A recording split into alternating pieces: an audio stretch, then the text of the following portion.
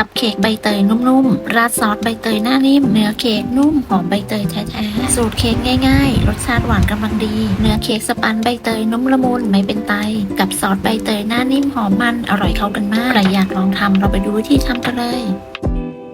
เริ่มจากการเปิดเตาวางไฟเราจะอบที่อุณหภูมิ170องศา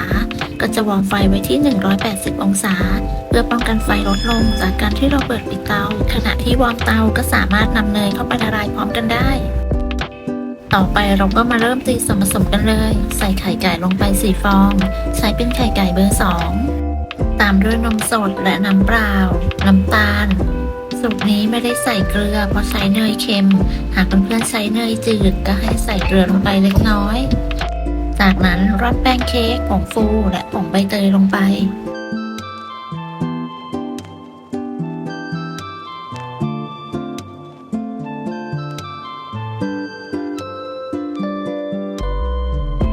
ปลายเอ็ดพีไปที่หัวตะกร้อแล้วก็ใช้หัวตะกร้อคนส่วนผสมให้เข้ากันจนหมดผงแป้ง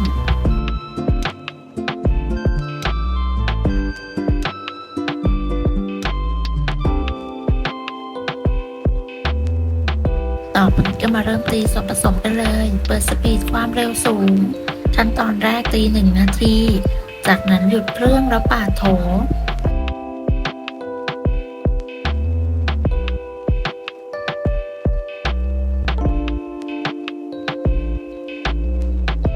ขั้นตอนต่อไปเรามาตีส่วนผสมกันยาวๆโดยเปิดสปีดความเร็วสูงใช้เวลาตี5นาที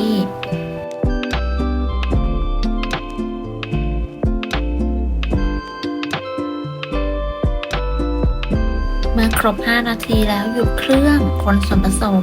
ได้ความข้นประมาณนี้ก็ถือว่าใช้ได้จากนั้นเราก็เปิดสปีดความเร็วต่ำทยอยใส่เนยละลายลงไปเทเนยละลายใส่ลงไปเป็นสายจนเนยหมดจากนั้นก็ปรับเป็นความเร็วกลางตีส่วนผสมต่ออีก2นาทีเนยละลายจะต้องมีอุณหภูมิอุ่นค่อนไปทางร้อนเมื่อครบ2นาทีแล้วปรับเป็นสปีดความเร็วต่ำตีจนส่วนผสมเนียนเข้ากันดีอีก1นาที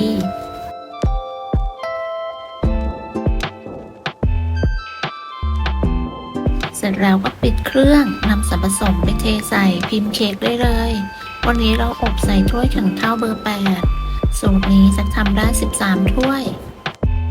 ถ้าวางด้วยกระดาษจีบก็ใช้เป็นกระดาษกระทงจีบเบอร์3220หรือจะไม่ใส่กระทงจีบก็ได้ตักใส่ถ้วยประมาณ2สกู๊ปหรือน้ำหนักประมาณ50กรัมรวมน้ำหนักถ้วยเมื่อใส่พิมพ์จนครบแล้วก็เคาะเบาๆเพื่อไล่อากาศแล้วก็นำเข้าอบทันทีอบที่อุณหภูมิ170องศาไฟบนล่างไม่เปิดพัดลมใช้เวลาประมาณ 16-17 นาที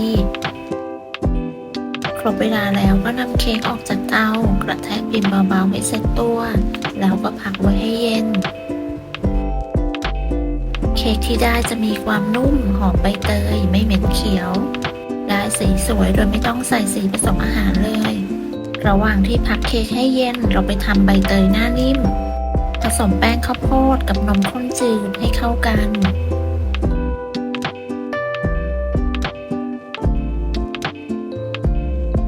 จากนั้นผสมผงใบเตยกับน้ำเปล่า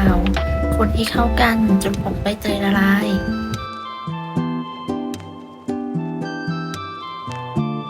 จากนั้นนำไปตั้งไฟใส่น้ำตาลทรายและผงวุ้นลงไป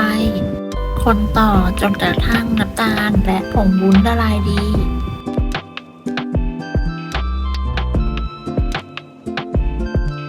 เมื่อน้ำตาลและผงวุ้นละลายดีแล้วใส่นมที่เราผสมกับแป้งข้าวโพดไว้ลงไป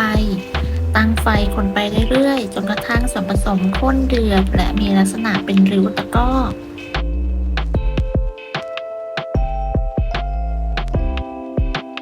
จากนั้นปิดไฟยกลงจากเตาใส่เนยลงไปแล้วก็คนต่อจนกระทั่งเนยละลายหมดเสร็จแล้วพักซอสหน้านิ่มไว้ให้อุ่นจนเกือบเย็นเมื่อเค้กที่เราพักไว้เย็นแล้วเราก็จะมาประกอบเค้กกันคัพเค้กสปันใบเตยสูตรนี้นุ่มฟูหอมกลิ่นใบเตย ไม่เหม็นเขียว เนื้อเค้กไม่เป็นไต หน้าไม่ยุบก้นไม่หด ทดลองใส่กล่องกระดาษ สี่เหลี่ยม ฝาใส ขนาดประมาณ 10 คูณ 10 เซน ราดซอสหน้านิ่มลงไปขณะที่ซอสยังมีความอุ่นเล็กน้อย จากนั้นก็พักไว้ให้เย็นแล้วจึงค่อยปิดฝา กล่องแบบนี้จะยังมีพื้นที่ว่างด้านบน สามารถตกแต่งเพิ่มเติมได้ ก่อนปิดฝาให้เราพักซอสไว้ให้เย็นสนิทก่อน จากนั้นก็นำเข้าตู้เย็น แนะนำให้แช่ตู้เย็น เค้กจะได้ไม่เสียเร็ว ถ้าอยู่นอกตู้เย็นแนะนำไม่เกิน 1 วัน ป้องกันเค้กเสีย ขอบคุณสำหรับการติดตามรับชมคลิปนี้ หากเพื่อนๆชอบก็อย่าลืมกดไลค์ กดแชร์ กดติดตาม เพื่อเป็นกำลังใจให้กันด้วยนะคะ สำหรับคลิปนี้ต้องลาไปก่อน พบกันใหม่ในคลิปหน้า สวัสดีค่ะ